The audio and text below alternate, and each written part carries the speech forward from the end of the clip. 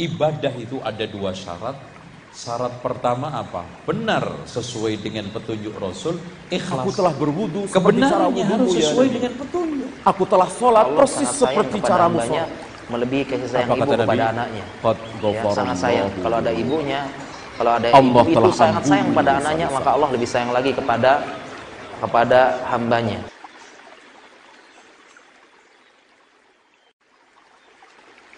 Ta'ala maskura.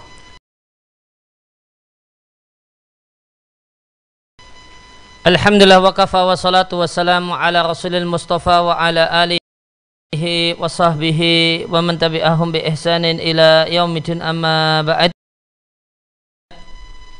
Kaum muslimin dan muslimah pendengar setia Radio Muslim Yogyakarta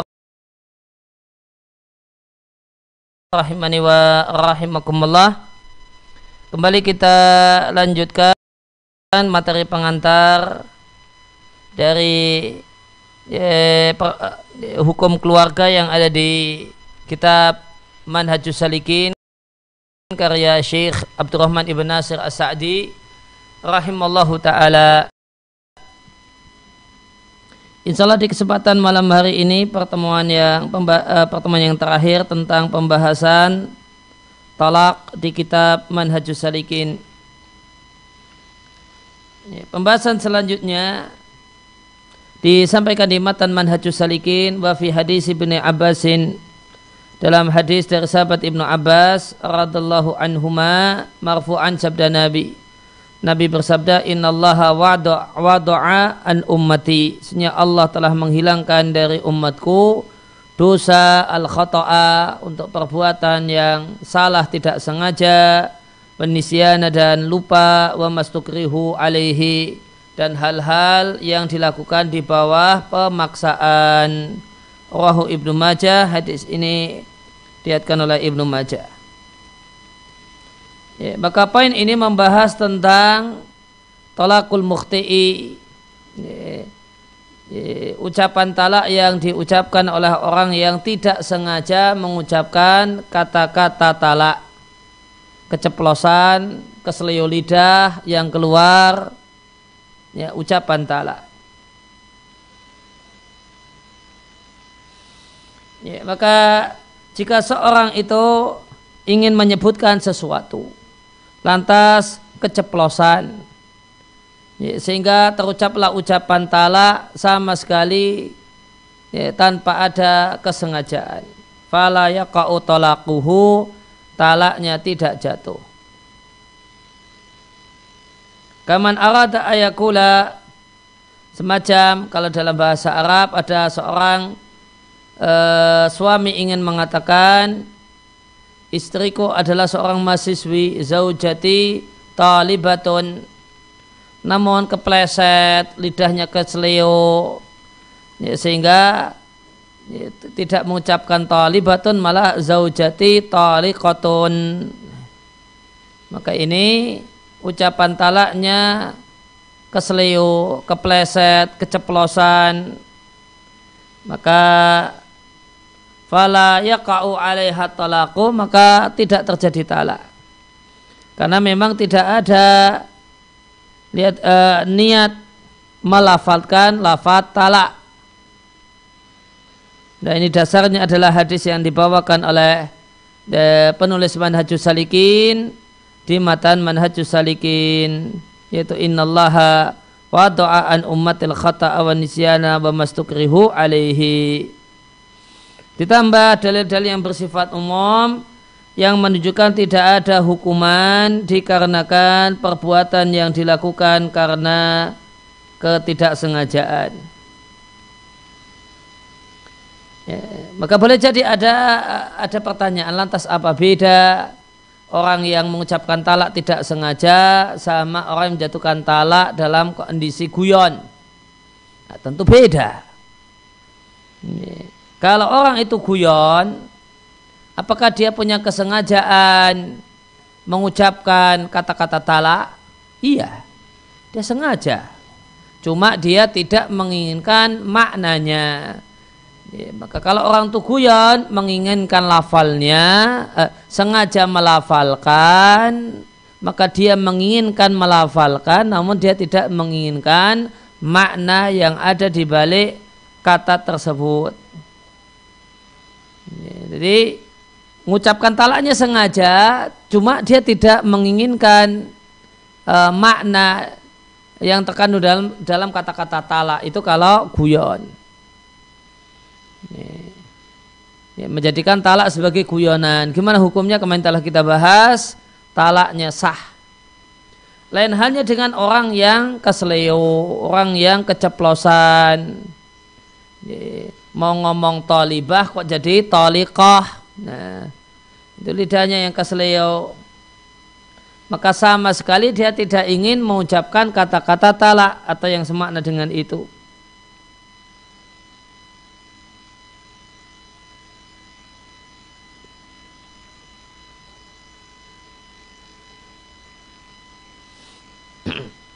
Maka orang yang tidak sengaja tidak meniatkan untuk tidak bersengaja mengucapkan kata-kata talak dan tidak pula menginginkan makna dari kata-kata talak, maka dia adalah orang yang keceplosan, orang yang tidak sengaja, dimaafkan. Sedangkan orang yang sengaja mengucapkan lafaz kata-kata talak namun dia tidak menginginkan maknanya, ini orang yang menjadikan talak sebagai guyonan dan talaknya sah dan jatuh. Dan orang yang bersengaja untuk melafalkan kata-kata talak dan memang meniatkan makna di balik kata-kata talak, inilah orang yang serius menjatuhkan talak, talaknya sah.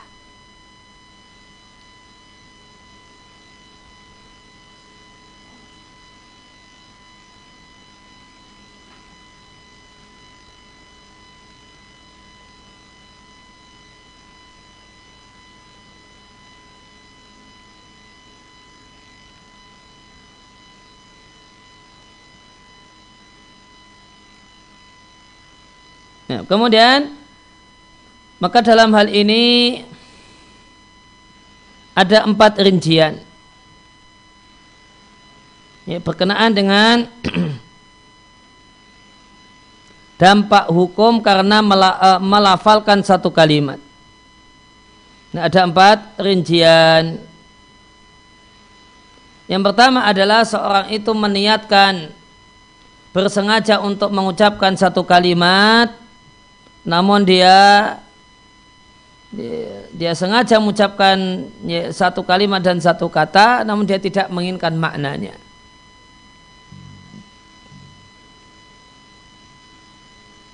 Maka dalam kondisi ini sah apa yang jadi dampak dan makna dari kata-kata yang dia ucapkan.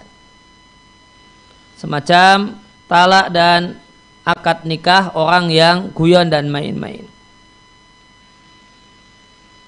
Kemudian yang kedua, tidak meniatkan mengucapkan kata-kata tertentu, tidak pula menginginkan maknanya. Maka tidak ada dampak hukumnya karena statusnya mukhti, orang yang tidak sengaja. Statusnya adalah orang yang keceplosan, orang yang keselio lidah. Kemudian ada yang ketiga, sengaja melafalkannya,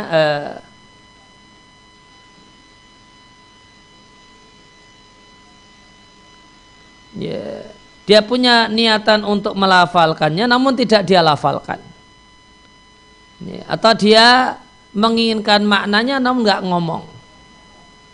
Dia menginginkan maknanya namun dia tidak mengucapkannya, maka ini namanya orang batin. Ya, orang yang namanya lintasan pikiran.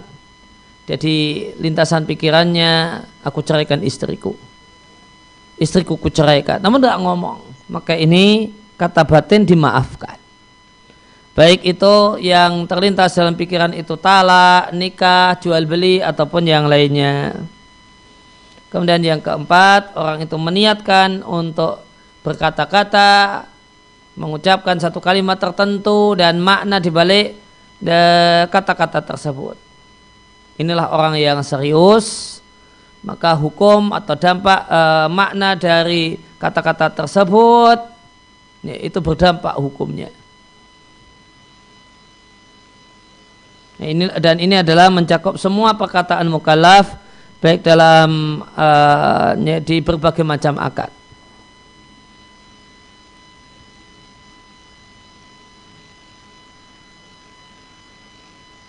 Nah, kemudian sebelum kita keterangan tambahan, ada dua keterangan tambahan yang ingin kami sampaikan seputar talak. Kalau kita mengacu pada kemarin telah kita bahas bahasanya ketika istri itu statusnya masa iddah talaknya talak raj'i, maka dia statusnya seperti istri dan berlaku padanya semua ketentuan seorang istri. Jika kemudian dikumpuli maka ada rincian. Jika dikumpuli itu dengan niat rujuk maka dia jadi rujuk menurut pendapat yang paling kuat. Dan jika tidak ada niat rujuk, ya maka kumpul tersebut tidak berdampak rujuk. Nah, gimana kalau dikumpuli di masa iddah talak raj'i dan tidak ada maksud untuk rujuk dengan hubungan tersebut? Maka dijelaskan oleh Ibnu Qudamah rahimallahu ta'ala di Al-Mughni, beliau katakan jika seorang suami menyetubuhi istrinya yang statusnya ditalak dengan talak raj'i, maka kami katakan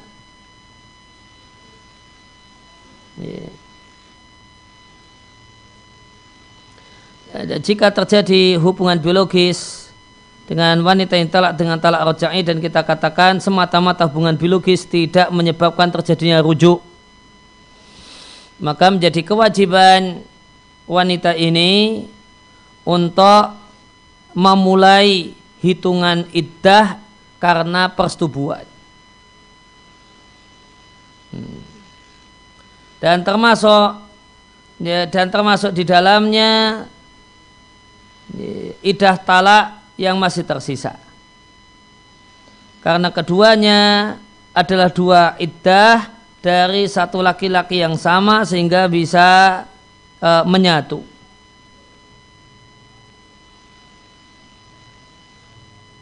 Ya, maka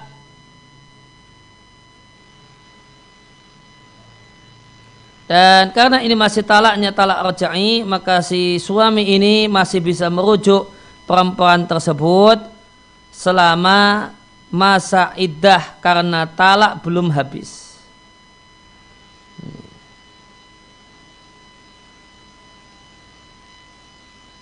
Karena itu adalah iddah, masa iddah karena talak. Namun jika masa iddah karena talak itu sudah habis dan masih tersisa masa iddah karena hubungan biologis, maka di masa iddah karena hubungan biologis ini si suami tidak boleh merujuknya. Ini tidak boleh merujuknya karena masa iddah talak sudah habis. Jadi kalau mengacu pada madhab Hambali yang menyampaikan bahasanya ketika masa iddah talak raj'i istri itu masih istri bisa dikumpuli, dan semata-mata kumpul itu belum tentu terjadi rujuk, karena rujuk adalah dikumpuli plus niat untuk rujuk. Maka gimana kalau dikumpuli tanpa niat rujuk? Maka di sini akan terjadi dua masa iddah. Nanti ada namanya iddah, masa iddah talak dan masa iddah karena hubungan biologis. Sama-sama 3 kali haid. Jadi misalnya ini sudah ditalak dengan talak raj'i, talak yang pertama berjalan 1 bulan. Setelah genap 1 bulan terjadi hubungan biologis. Di bulan kedua terjadi hubungan biologis. Maka di sini ada timbul 2 masa iddah. Iddah talak dan iddah wata'. Ada iddatul talak dan ada iddatul wata'i. Iddah talak dan iddah karena hubungan biologis. Iddah talaknya ya berarti masih ada 2 bulan. Bulan kedua dan ya, bulan ketiga. Sedangkan iddah wataknya, masa iddah karena hubungan biologis ya, masih 3 bulan ke depan. Maka masa iddah talak itu masih 2 bulan. Di 2 bulan ke depan ini si laki-laki boleh dan bisa merujuk istrinya. Nah, nanti jika sudah jika masa iddah talak itu sudah habis, maka masa iddah karena hubungan biologis itu masih sisa 1 bulan. Ini masih masa iddah hubungan biologis masih sisa 1 bulan. Karena tadi hubungan biologis terjadi di akhir bulan pertama, di awal bulan kedua. Sehingga nanti setelah masa hubungan biologi, setelah masa iddah talak itu selesai, masih ada 1 bulan masa iddah hubungan biologis. Nah, ketika masa iddah talak itu sudah habis, maka lelaki ini tidak bisa lagi merujuk istrinya. Namun si istri ini belum bisa nikah lagi dengan orang yang lain, karena dia masih terikat dengan masa iddah hubungan biologis dengan mantan suaminya. Ya, nunggu 1 bulan lagi supaya bisa dipastikan rahimnya itu kosong, tidak terjadi kehamilan karena kumpul yang kemarin. Nah, setelah masa iddah talak berakhir, kemudian masa iddah hubungan biologis berakhir, nah barulah wanita ini betul-betul merdeka, dia bisa menerima lamaran lelaki yang lain dan bisa kemudian segera menikah. Itu catatan tambahan yang keterangan tambahan yang pertama. Kemudian keterangan tambahan yang kedua, apa perbedaan antara khulu' dengan talak? Antara khulu' dengan talak.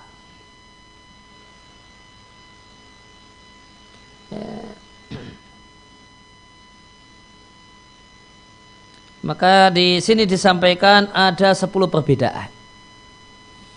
Yang pertama, kalau khulu' itu bubarnya rumah tangga berasal dari inisiatif dan keinginan pihak perempuan. Sedangkan talak bubarnya rumah tangga dari pihak laki-laki.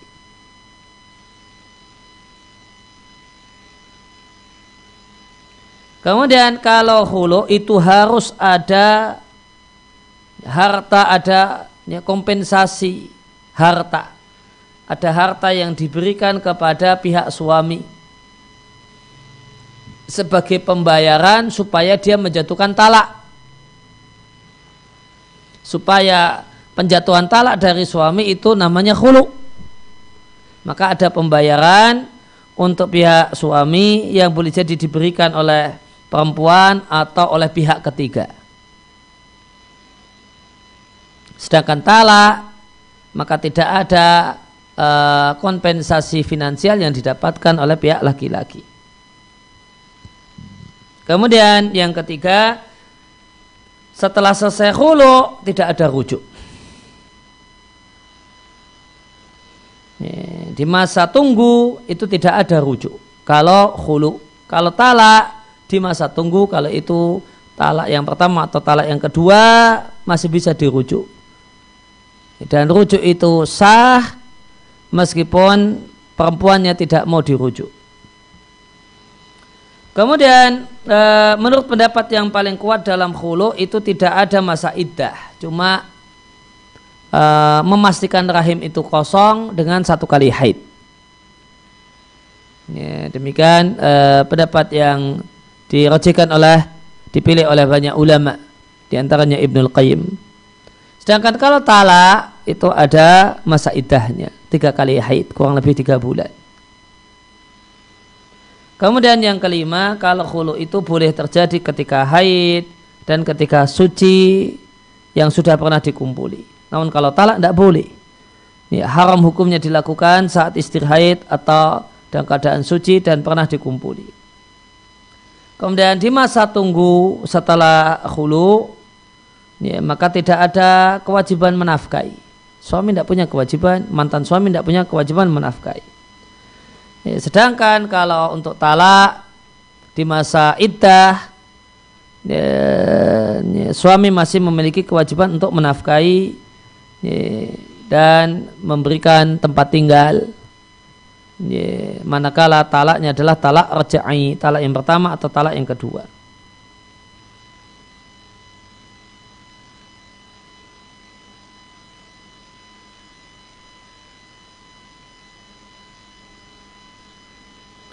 Kemudian yang ketujuh yang namanya khulu, khulu itu disebut dengan bainunah sughra.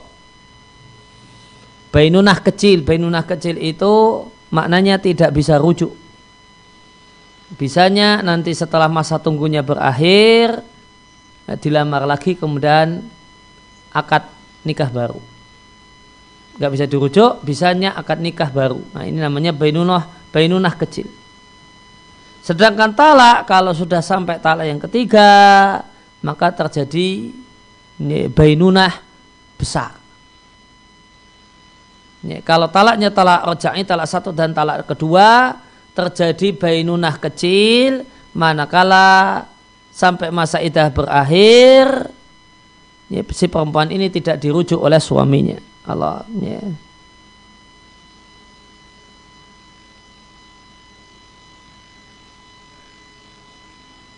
Kemudian perbedaan yang ke-8, dalam khulu, jika kompensasi itu berasal dari pihak perempuan, bukan dari pihak yang ketiga, maka khulu itu disyaratkan kerelaan si perempuan untuk melakukan khulu dan dia tahu kalau dia melakukan khulu. Kalau untuk menjatuhkan talak, talak itu jatuh dan sah tanpa disyaratkan istri ridho ataupun tahu. Tidak disyaratkan ridhonya istri, tidak disyaratkan taunya istri. Maka talak itu sah terjadi meskipun suami itu mentalaknya di kantor tempat dia kerja, ngomongnya sama teman samping mejanya tanpa ngomong ke istrinya, itu talak sah. Tidak harus di depan istri. Nah, istri tidak harus tahu. Tapi kalau khulu, ya karena ada pembayaran dari pihak perempuan, ya istri tahu. Ya, setelah kemudian yang ke-9, setelah terjadi khulu, maka seandainya salah satu dari dua orang ini meninggal dunia, tidak bisa mendapatkan warisan. Ya, khulu telah sah terjadi, ya, sehari dua hari setelah itu si pihak laki-laki yang meninggal, perempuannya tidak dapat warisan, atau sebaliknya. Lain hanya kalau dalam talak masa iddah masih dan itu talaknya talak raj'i, suaminya meninggal, di masa iddah tersebut istri dapat warisan. Nah, istri yang ditalak dengan talak raj'i dapat warisan. Kemudian yang ke-10, kalau setelah khulu itu terjadi, maka perempuan itu langsung sah jadi orang lain. Ini bahasa Arabnya ajnabiyah. Udah langsung begitu ketok palu khulu, sah khulu, maka sudah jadi, ya, statusnya sudah langsung mantan istri. Namun kalau talak di masa iddah itu masih istri. Dia di masa iddah jika talaknya talak raj'i itu masih istri sampai masa iddah berakhir. Kalau masa iddah sudah berakhir baru resmi jadi orang lain dan, ya, dapat label mantan istri dan mantan suami. Itu 10 perbedaan antara khulu dan talak. Demikian materi pengantar kita kesempatan malam hari ini. Wassallallahu ala nabiyina Muhammadin wa ala alihi washabihi wasallam wa ruta'ana alhamdulillahi rabbil alamin. Baik, Sobat Muslim, para pendengar setia Radio Muslim dimanapun Sobat Muslim berada, alhamdulillah kita telah bersama-sama menyimak materi pengantar yang dibawakan oleh Ustadzuna Ustadz Aris Munandar hafizahullahu ta'ala pada pembahasan beliau pada kesempatan malam hari ini. di pembahasan terakhir dari pembahasan seputar talak.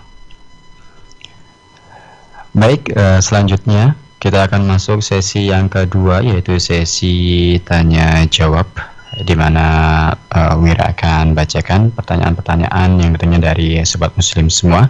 Dan kembali Wira ingatkan bagi sobat muslim yang memiliki pertanyaan seputar pembahasan pada kesempatan malam hari ini, teman-teman semua dapat mengirimkan pertanyaan di SMS atau WhatsApp ke nomor 0823 2727 5333.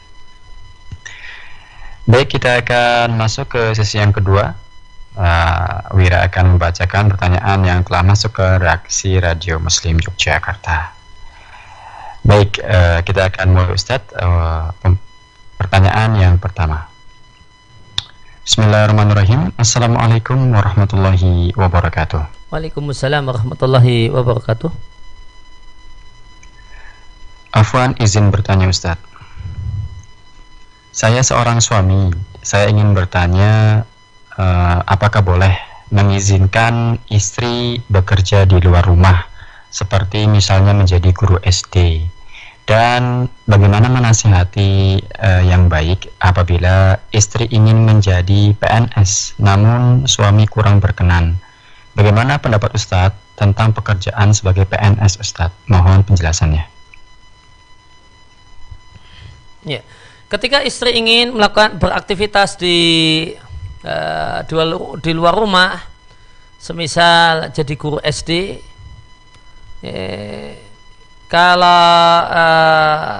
maka jika SD-nya adalah SD Islam atau kemudian guru TK, dan di SD Islam tersebut terpisah antara mengajar anak laki-laki dengan anak perempuan, dan itu keinginan kuatnya, ya, maka nanti bahkan kalau tidak diizinkan nanti ngambek dan suasana rumah tangga jadi ini, maka silahkan kalau mau diizinkan. Ini silahkan jika mau diizinkan, karena istri kita punya problem atau banyak istri punya problem nggak betah di rumah, pengen punya kegiatan. Ya, sumpek kalau di rumah terus.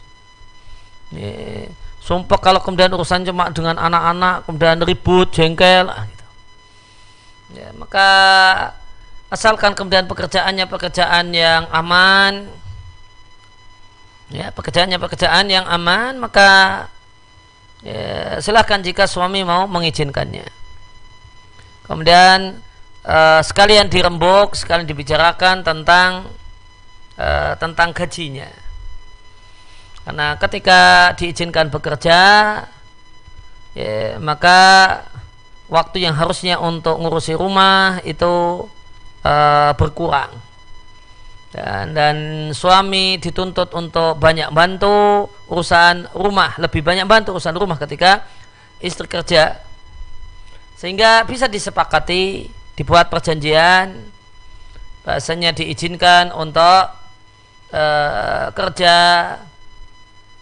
dengan perjanjian, ya, suami meminta setengah gajinya, misalnya, ya, setengah gajinya dipakai untuk keperluan rumah tangga, ya, sehingga yang masuk ke kantong istri cuma setengahnya, ya, setengahnya untuk ini, atau bahkan setengahnya atau lebih dari itu dipakai untuk pembantu misalnya, karena perlu menghadirkan pembantu untuk beres-beres rumah. Kemudian yang kedua tentang masalah PNS, kerja sebagai PNS, pada dasarnya ini hukum globalnya, tidak mengapa jika pekerjaannya adalah pekerjaan yang halal dan tidak bermasalah. Namun jika kemudian pekerjaannya, ya, kalau pekerjaannya pekerjaan yang kita nilai haram, ya, karena ngurusi hal-hal yang haram, ya, maka tentu tidak boleh, karena pekerjaannya pekerjaan yang haram. Kalau pekerjaannya pekerjaan yang halal, ya, dan ini kasusnya adalah, ya, kasus sebelum terjadi, ya, maka kalau sebelum terjadi dan masih bisa dinego, diobrolkan, dikomunikasikan, ya, dirayu dan sebagainya, kalau saya saran pribadi saya, kalau lingkungan pergaulannya tidak baik, ya, menurut tinjauan syariat karena campur baur atau peluang campur baurnya lebih besar, ya, maka saya sarankan kepada suami untuk mendialogkan hal tersebut dengan istri supaya diurungkan niat tersebut. Ya. Meskipun ya kita tidak tutup mata bahasanya di banyak lini kehidupan itu kita tidak lepas dari kondisi ini. Namun ya, ketika bisa dikurangi, diminimalisir, kenapa tidak? Apalagi dia ini bekerja bukan sebuah keharusan. Lain hanya kalau laki-laki ya, dituntut oleh satu keharusan untuk menafkahi, untuk bekerja, dan pilihan yang ada adalah pekerjaan yang mengharuskan untuk interaksi dengan banyak lawan jenis di pasar dan yang lainnya, maka kewajiban dia adalah bertakwa kepada Allah Subhanahu wa Ta'ala. Tidak mungkin menghindari kerja karena ada tuntutan menafkahi. Ya, maka menghindari kerja tidak mungkin dilakukan. Lain halnya kalau kondisinya adalah kondisi istri yang dia tidak dituntut oleh syariat untuk menafkahi rumah tangga, ya, dan keadaan sebelum terjadi, maka saya sarankan untuk dikomunikasikan lebih lanjut, kemudian dicari titik temu yang nyaman di antara kedua belah pihak. Nah,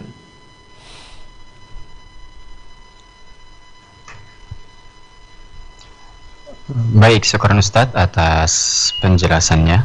Kita akan lanjut ke pertanyaan selanjutnya. Baik, bismillahirrahmanirrahim. Afwan Ustadz, izin bertanya.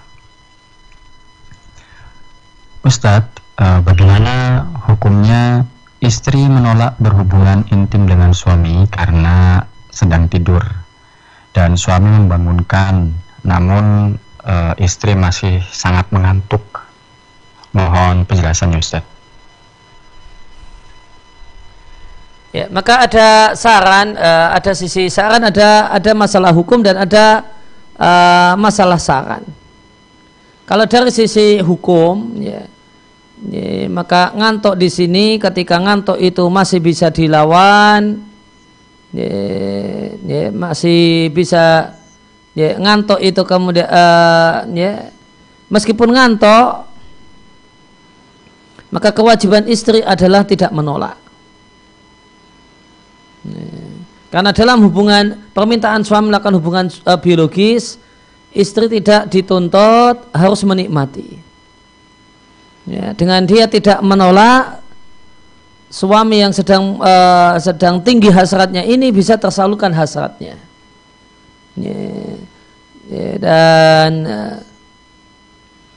Dan suami dan si istri telah menunaikan kewajiban meskipun dia dalam kondisi ngantuk dan dia melayani suaminya sambil merem, bahkan sambil tidur sekalipun, itu bisa dilakukan dengan catatan dia tidak menolak.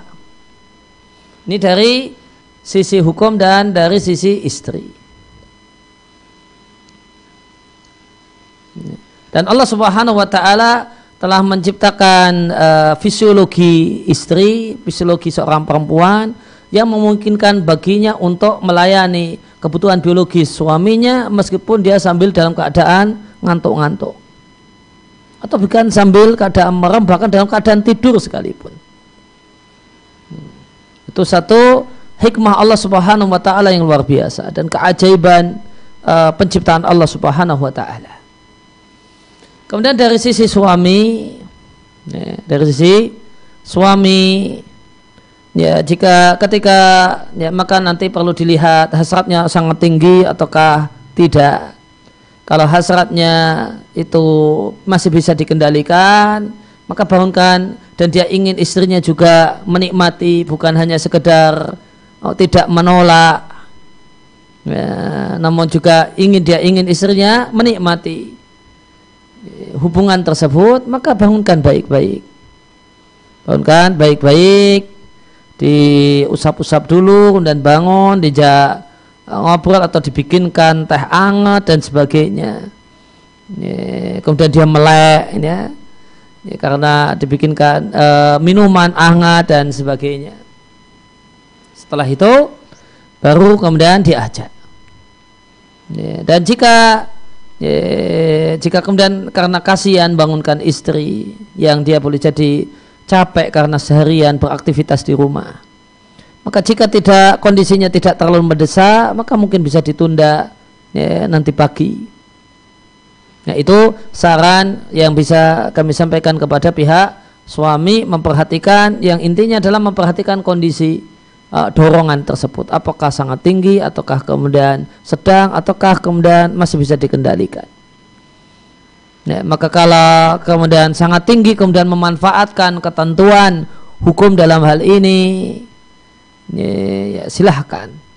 Jika kondisinya sangat tinggi, kalau kemudian sedang, maka tadi saya sarankan untuk bangunkan baik-baik, ya, bikinkan teh hangat dan yang lainnya yang bisa kemudian membuat istri melek, kemudian ajak ngobrol dulu, sambil kemudian minum minuman hangat. Atau kemudian kondisi yang ketiga, karena kasihan dia capek dengan aktivitasnya, maka kalau bisa ditunda maka disarankan untuk ditunda. Nah,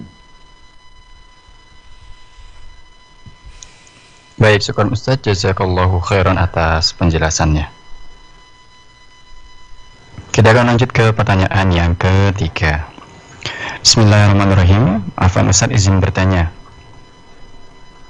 Ustadz, saya sedang ta'aruf dengan seorang wanita dan ta'aruf kami ini terkendala jarak karena masa pandemi dan berencana akan nazar via video conference. Apakah hal ini diperbolehkan Ustadz, nazar via video conference? Mohon penjelasannya.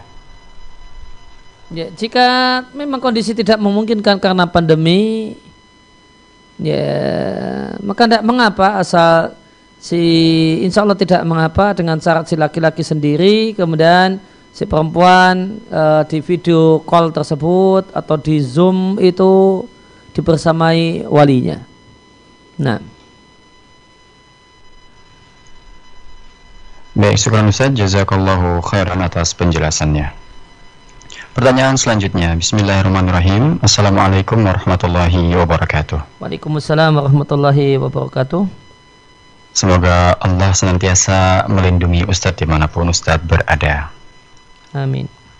Ustadz, afwan izin bertanya tentang ijab qabul. Saya pernah mendengar bahwa ijab qabul itu harus bisa diucapkan 1 kali, dan nanti kalau pengucapannya 3 kali tidak bisa. Setelah 3 kali pengucapan tidak bisa, maka pernikahannya batal atau ditunda besok. Apakah hal ini benar Ustadz?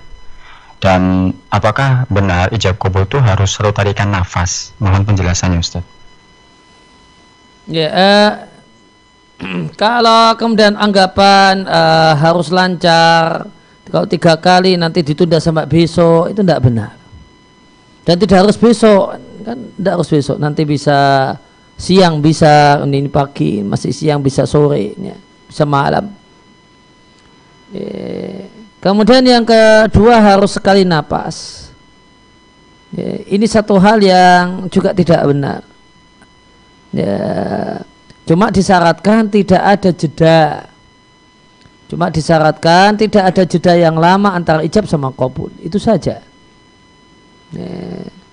Itu syarat utamanya sebagian di madzhab Syafi'i. Namun kalau harus 1 napas, kemudian harus maksimal 3 kali, itu harus bisa lancar, maka mengharuskan hal ini satu pengharusan yang tidak berdasar.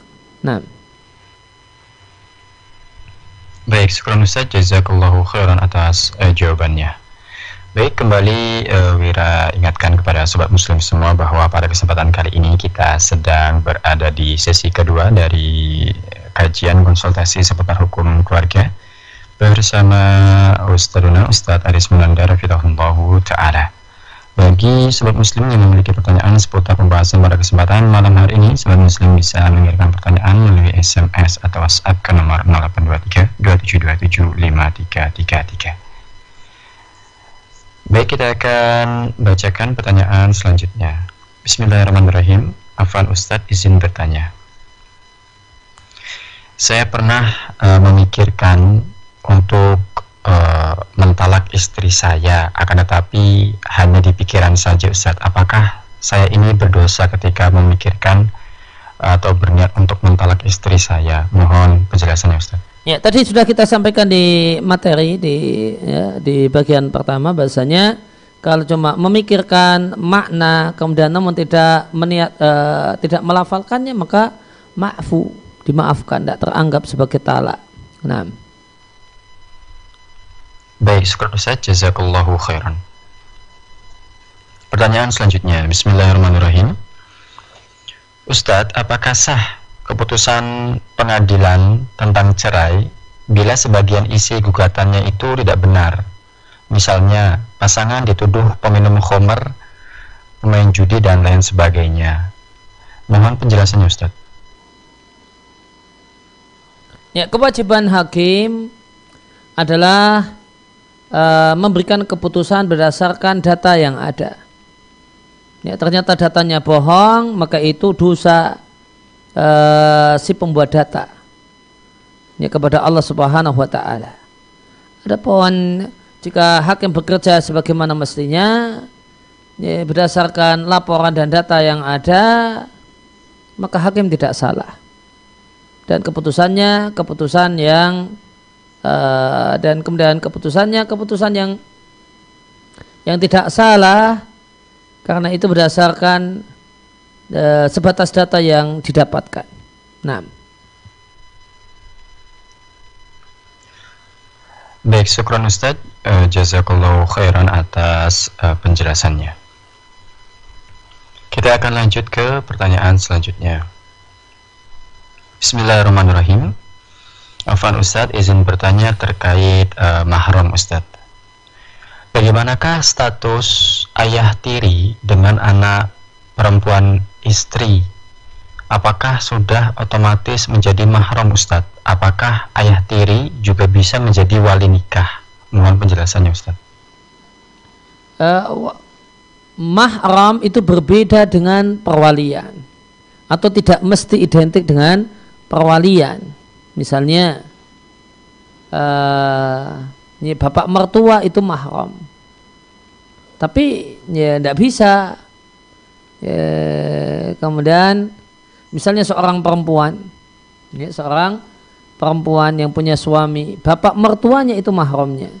Meskipun dah cerai sama anaknya, perempuan ini tetap mahram sama bapak mertuanya.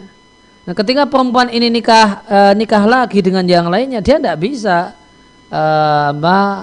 bapak mertua itu tersebut kemudian dijadikan dan diminta untuk jadi wali. Jadi wali nikah itu tidak mesti identik dengan mahram. Kemudian semua mahram itu dan jadi wali nikah. Karena mahram itu ada 3 sebab. Karena perkawinan, karena persusuan, dan karena nasab. Nah, yang bisa jadi wali nikah adalah mahram karena nasab. Nah, kasus ini ketika ayah tiri dengan anak tiri, seorang laki-laki menikahi seorang janda punya anak. Maka anak si janda ini dari suami sebelumnya adalah mahram untuk si laki-laki ini. Namun laki-laki ini bukan wali nikahnya. Wali nikahnya adalah dari jalur ayahnya, yang merupakan suami terdahulu dari ibunya. Nah. Baik, syukran Ustaz, jazakallahu khairan atas penjelasannya. Baik, kita akan lanjut ke pertanyaan selanjutnya, dan ini mungkin pertanyaan-pertanyaan yang agak di luar tema Ustaz. Baik, bismillahirrahmanirrahim. Ustadz, mohon nasihatnya. Insya Allah sebentar lagi Ana menjadi seorang ayah dari anak pertama. Yang ingin Ana tanyakan ialah bagaimanakah hukum mengazani bayi yang baru lahir? Mana yang lebih kuat, lebih baik diamalkan atau lebih baik ditinggalkan, Ustadz? Adakah doa khusus saat menyembelih akikoh selain basmalah dan takbir? Jazakallahu khairan. Ya, yang pertama saya ucapkan selamat kepada penanya mau menjadi seorang ayah, dan saya wasiatkan untuk mumpung belum resmi jadi ayah, sudah mulailah belajar banyak-banyak tentang bagaimanakah menjadi ayah yang baik, bagaimanakah mendidik anak, dan hal-hal terkait dengan hal itu, sehingga siap untuk jadi ayah terbaik untuk buah cinta yang akan lahir. Kemudian yang pertama tentang masalah mengadani bayi yang lahir, ulama berselisih pendapat tentang hal ini. Jika minta saran saya mana yang sebaiknya diamalkan, saya sarankan untuk tidak perlu mengadani bayi yang lahir. Meskipun kita tidak menyalahkan dan kita tidak tutup mata adanya perselisihan ulama dalam hal ini, dan tidak menyalahkan orang yang memilih pendapat yang lain dalam masalah ini. Kemudian masalah akikah, maka apakah ada bacaan khususnya selain ketika menyembelih hewan akikah? Adakah bacaan khusus selain ketentuan dalam masalah penyembelihan? Jawabannya tidak ada. Kayaknya ada cuma 2 ya Mas Wira ya. Ada lagi? Sudah Ustaz, Ustaz. Ya. Baik, syukran Ustaz, jazakallahu khairan atas penjelasannya. Kita akan lanjut ke pertanyaan selanjutnya. Bismillahirrahmanirrahim. Afwan Ustaz, izin bertanya, jika kita merasa takut atau khawatir kelak rezeki kita berkurang karena kita bersedekah, karena semakin banyaknya anak, dan karena suami yang menikah lagi, apakah itu merupakan bentuk suudzon kepada Allah, Ustaz? Mohon nasihatnya, Ustaz. Iya, kekhawatiran rezeki itu bagian dari berkurangnya kadar tawakal atau bahkan hilangnya tawakal. Kemudian sebagaimana kata penanya, bentuk buruk sangka kepada Allah Azza wa Jal. Kemudian itu adalah bagian dari berkurangnya kadar tauhid rububiyah. Ya, maka wajib menterapi hati supaya menghilangkan hal-hal ini, supaya kita memiliki tauhid rububiyah yang baik dan sempurna. Ya, bagaimanakah kita berbaik sangka kepada Allah Subhanahu wa taala dan yakin bahasanya apa yang Allah takdirkan itulah yang terbaik. Kemudian dan di antara sebab datangnya rezeki itu tawakal kepada Allah. Kalau kita buruk sangka dan kehilangan tawakal, maka berarti kehilangan sebab datangnya rezeki. Wa may yatawakkal 'ala Allah fa huwa hasbuh. Siapa yang tawakal pada Allah, Allah akan cukupi. Maka dan siapa yang bertawakal pada Allah, maka dia bertakwa. Wa may yattaqillaha yaj'al makhraja wa yarzuqhu min haitsu la yahtasib. Siapa yang bertawakal kepada Allah, siapa yang bertakwa kepada Allah, maka Allah akan berikan padanya jalan keluar dan Allah akan datangkan rezeki untuknya. Maka takwa dan tawakal adalah kiat untuk datangnya rezeki. Kalau kita kehilangan tawakal, maka kita kehilangan takwa dan tertutuplah pintu rezeki karenanya. Nah, baik, syukur Ustaz, jazakallahu khairan atas nasihatnya. Kita akan lanjut ke pertanyaan selanjutnya. Bismillahirrahmanirrahim. Assalamualaikum warahmatullahi wabarakatuh. Waalaikumsalam warahmatullahi wabarakatuh. Barakallahu fikum. Semoga Allah senantiasa memberikan kebaikan untuk Ustadz, tim Radio Muslim dan seluruh kaum muslimin. Amin. Amin, amin. Afwan, izin bertanya Ustadz, saya sempat meminta izin untuk mendatangi orang tua seorang akhwat dalam rangka meminta izin untuk menikahi putrinya. apakah diamnya akhwat ketika ditanya berarti penolakan atau bukan Ustadz? Mohon penjelasan terkait izinnya gadis dengan diamnya dalam proses khitbah. Jazakallahu khairan Ustadz. Ya, kalau di zaman ini ya tidak bisa, tidak seperti gadis masa silam yang diamnya itu berarti setuju. Kalau gadis zaman ini diamnya itu artinya tidak jelas. Nanti kita lihat status WA-nya. Nanti kemudian dia bikin status apa gitu. Ya, jadi apa makna diamnya gadis? Jawabannya ya, tanyakan kepada ibunya. Ya, ini artinya apa maunya? Ya, tunggu informasi dari orang tuanya tentang statusnya itu sebenarnya bagaimana. Nah, baik, syukran Ustaz, jazakallahu khairan. Pertanyaan selanjutnya. Bismillahirrahmanirrahim. Afwan Ustaz, izin bertanya. Jika suami selingkuh dengan beberapa wanita sampai terakhir terbukti dan diakui berzina, bagaimana sebaiknya sikap istri? Karena hal ini sudah seperti watak. Jika istri meminta cerai, apakah berarti ia tidak lulus ujian Ustaz? Syukron jazakallah. kalau dia minta istri gimana Mas? Kalau istri minta cerai, apakah berarti dia tidak lulus ujian ini Ustaz? Tidak lulus apa? Ujian, dalam cobaan ini maksudnya Ustaz. Nah, ya di antara kemudian permintaan cerai yang dibolehkan adalah ketika suami itu rusak agamanya. Dan di antara bentuk kerusakan agama adalah zina. Maka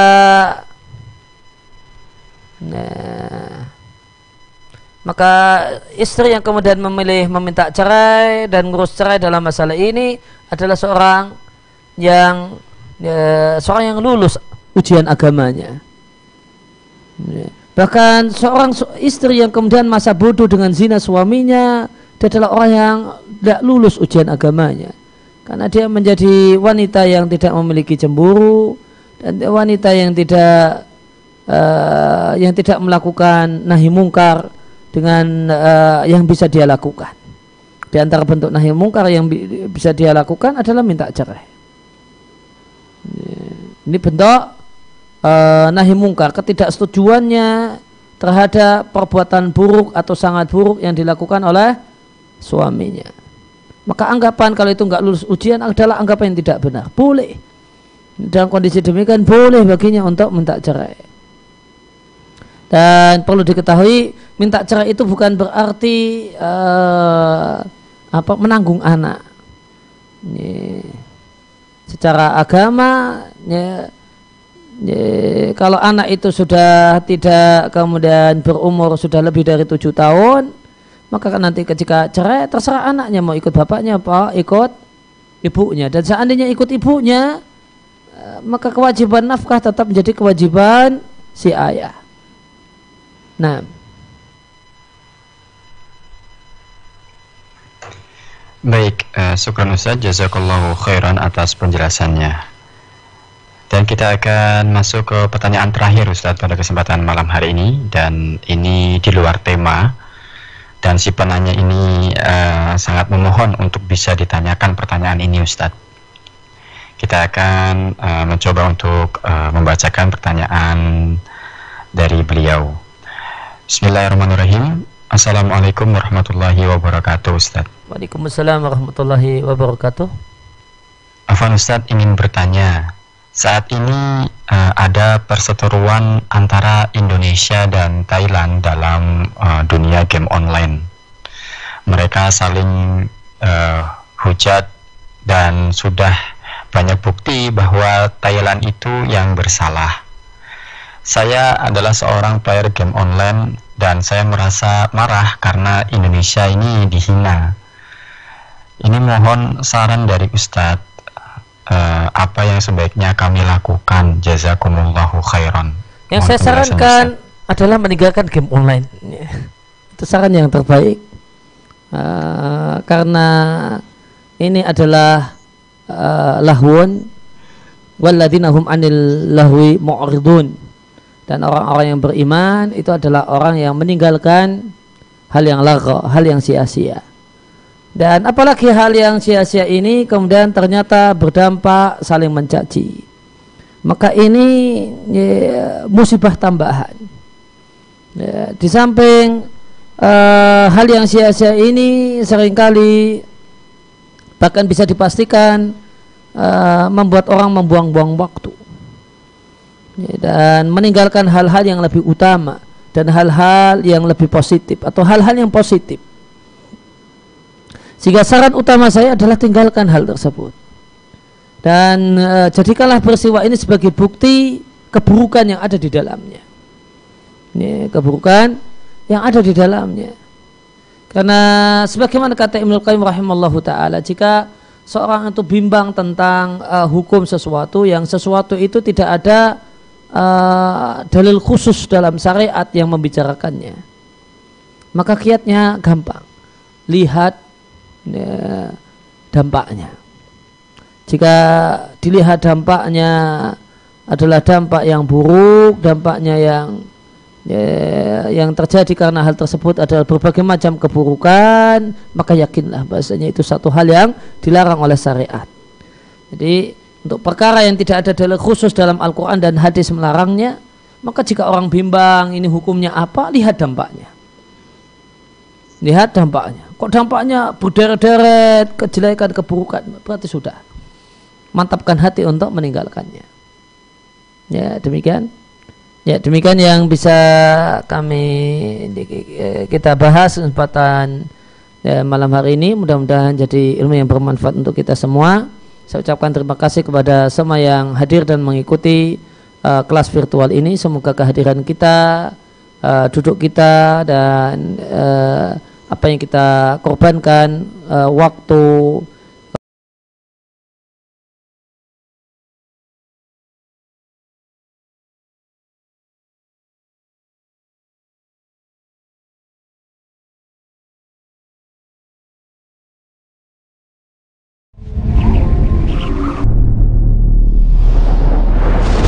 telah melayani dan membantu lebih dari 60.000 pengusaha, UMKM dan masyarakat. Toko mesin Maxindo sudah menjadi produk kebanggaan Indonesia. Untuk memperlancar dan memudahkan para pengusaha, UMKM dan masyarakat, toko mesin Maxindo menyediakan berbagai macam mesin yang menunjang usaha dan ekonomi Indonesia. Saatnya Anda mengunjungi toko mesin Maxindo di kota-kota terdekat Anda dan dapatkan segala jenis mesin yang akan memperlancar dan memudahkan usaha serta pekerjaan Anda. Kunjungi situs kami di www.maxindo.com. Maxindo, mesinnya pengusaha sukses. Problema dan beban hidup selalu menghiasimu. Membaca Al-Quran akan menenteramkan hati, menguatkan iman, dan menyembuhkan penyakit.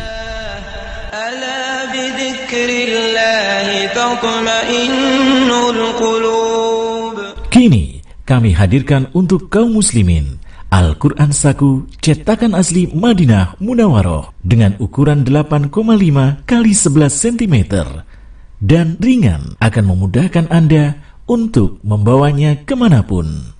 Pesan sekarang dengan jaminan asli cetakan Madinah. Hubungi Niaga Store di 0852 3240 6239. Jadikan hari-hari Anda selalu bersama Al-Quran.